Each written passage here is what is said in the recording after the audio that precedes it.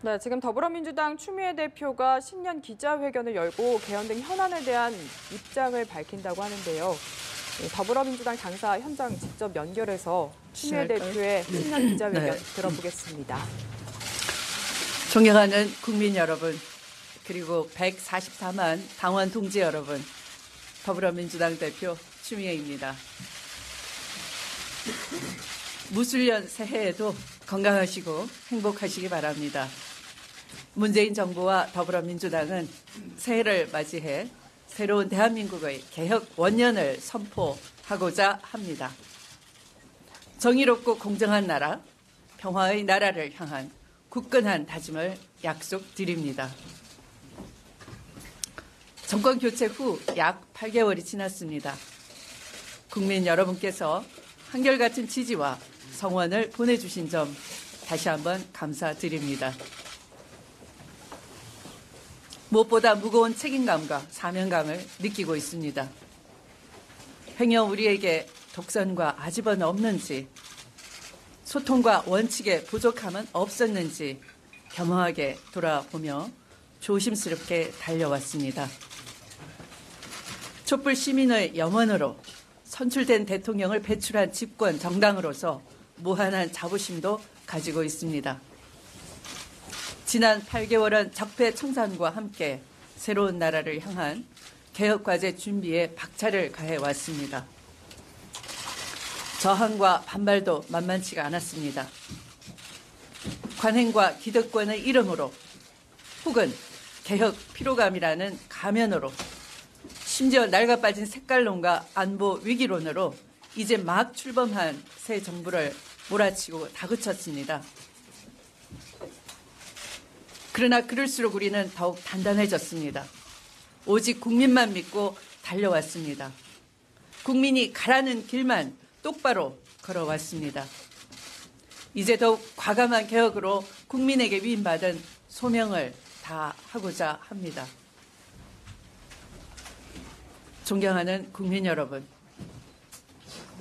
한반도는 9년간의 긴 빙하기를 끝내고 평화의 봄을 기다리며 기지개를 펴고 있습니다. 작은 새싹 하나에도 정성을 다하는 농부의 심정으로 조심스럽게 한반도 평화를 일궈내 가겠습니다. 수년간 끊어졌던 남북의 통신선이 다시 이어지고 말과 글이 모처럼 분주하게 오가기 시작했습니다. 말과 글에는 온도가 있다고 합니다.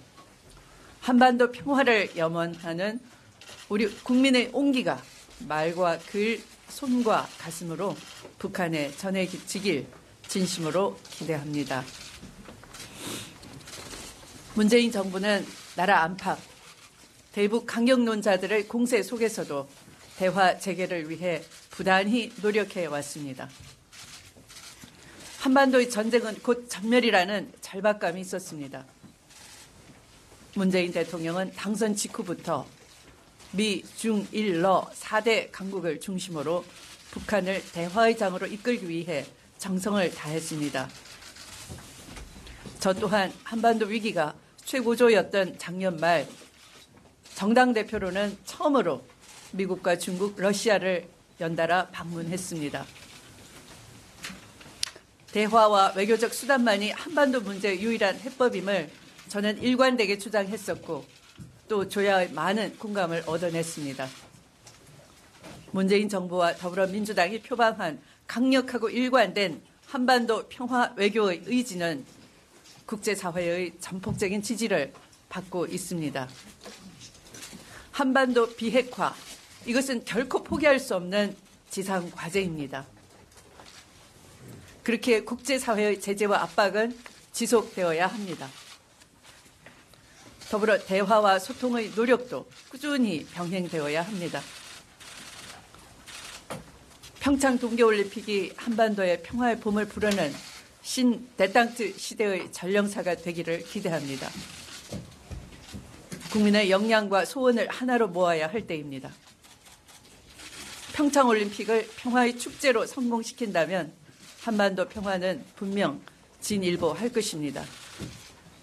국제사회가 함께 응원하고 있습니다. 한미동맹은 그 어느 때보다 강고하고 국제사회와의 협력은 최고의 상태를 유지하고 있습니다. 그런데도 아직까지 일부 야당은 무책임한 대북 강경론과 전술핵 배치에 목을 매고 있습니다. 보수 야당은 아무도 찾지 않은 냉전의 골방에서 나와야 합니다. 국제사회가 한 목소리로 지지하는 문재인 정부의 한반도 평화 정책에 야당의 대성적 협력을 강력히 촉구합니다. 북한도 냉전의 유훈에 불과한 핵무장을 포기하고 한반도 평화체제 구축의 장으로 나올 것을 촉구합니다. 북한이 평화와 공존의 결단을 내린다면 문재인 정부와 더불어민주당은 적극적으로 화답할 것입니다. 남북 간 대화가 북미 간 대화로 이어질 수 있도록 적극적으로 중재하고 주선할 의지가 있음을 천명합니다. 사랑하는 국민 여러분, 올해는 국민소득 3만 불의 인구 5천만 이상 국가 이른바 3050 클럽에 가입하게 됩니다. 명실상부한 세계 7대 경제 강국의 대열에 합류하게 되는 것입니다. 우리 저지는 국민소득 3만 불 달성에 마냥 환호만 치를 수는 없을 것 같습니다. 소득 불평등 지수는 OECD 회원 국가 중에 밑에서 5번째, 저소득층 비율은 OECD 회원국 중에 최악의 1위, 세계 최장의 노동시간과 세계 최악의 상대적 빈곤을 최저임금 수준은 27개 국가 중 이제 겨우 13번째. 이것은 단지 통계상의 부끄러움이 아닙니다. 바로 우리들의 인간다운 삶을 짓누르고 있는 현실 속 비극이라 할 것입니다. 수십 년간 이어져 온 재벌과 대기업 중심의 경제 정책, 유독 부동산 과다 보유자와 불로소득에 한없이 느그러운 조세 정책, 부자들의 세금은 조금만 올려도 마치 나라가 망할 것처럼 선동하는 보수 야당과 보수 언론들, 그들에게 올려서는 안 될 또 한 가지가 있습니다. 바로 저소득층 노동자의 최저임금입니다. 지난해 어렵사리 사회적 합의로 이뤄낸 최저임금 1,060원 인상을 총력전으로 반대하고 있는 것입니다. 이래서는 안 되는 것입니다. 지난 대선에서 모든 후보들이 최저임금 인상을 약속한 사실을 기억하고 계실 겁니다. 지금 그분들은 어디에 있습니까? 각 당의 대표가 돼 무책임 정치의 전형을 보여주고 있지 않습니까? 보수 야당과 보수 언론은 최저임금 반대를 위해 사실 왜곡까지 서슴지 않고 있습니다. 아파트 입주자와 경비원을 이간질시키고 영세 사업자와 최저임금 노동자 사이에 일대 을의 싸움을 부추기고 있는 것입니다. 이래서야 되겠습니까? 정부가 마련한 3조 원 규모의 지원 대책은 애써 외면하고 있습니다. 재벌과 보수 언론들이 거짓 논리로 만들어 놓은 양극화와 불평등의 나라, 이제는 정의롭고 공정한 나라로 만들어 가야 하지 않겠습니까? 그들이 최저임금 인상에 반대하는 것은 최저임금 인상 자체가 두려워서가 아닐 것입니다. 해방 이후 수십 년간 토지와 건물 등 부동산 보유만으로 누려왔던 막대한 불로소득의 구조가 드러날까 봐 두려운 것입니다. 특혜성 저금리 금융 지원과 저임금 노동시장을 기반으로 고속 성장했던 재벌의 사회적 책임이 강조될까 두려운 것입니다. 불평등과 양극화의 나라가 대대손손 보장해 주었던 피상속자인 후손들의 미래가 잘못될까 두려운 것입니다. 최저임금 수혜자 277만 명, 그들은 대부분 이 땅의 청년들이고 여성들입니다. 60세 이상 노년 근로자들입니다. 청년들의 구직 의욕을 북돋우고 아이의 학원비와 생활비를 벌 수 있는 것이며 노년의 빈곤에서 벗어나는 마지막 희망이기도 합니다. 최저임금을 공격하는 것은 내년에 추가 인상을 막기 위한 것이고 소득 주도 성장을 설계한 문재인 정부의 성공을 막기 위한 것에 불과한 것입니다. 경제적 논리가 아니라 정치적 논리로 불평등과 양극화를 방조하는 것입니다. 존경하는 국민 여러분, 문재인 정부와 더불어민주당은 소득 주도 성장과 혁신 성장, 공정 경제로 불평등과 양극화의 경제를 바꾸겠다고 약속드렸습니다. 그런데 대한민국은 더 근본적인 수술을 요구하고 있는지도 모릅니다. 노노와 목민심서에서 불환빈, 환불균이라 했습니다. 백성은 배고픔보다 불공정한 것에 더 분노한다라는 말입니다. 저는 지난해 정기국회 교섭단체 대표 연설에서 불평등과 양극화의 근본 원인을 우리 사회 곳곳에 놓여있는 지대 추구의 덫이 자리 잡고 있다라고 지적하고 지대개혁을 주창한 바 있습니다. 이후 우리 사회의 불평등과 양극화 해소 방안의 핵심으로 지대개혁에 대한 논의가 활발하게 전개되고 있는 점을 대단히 다행스럽게 생각하고 있습니다.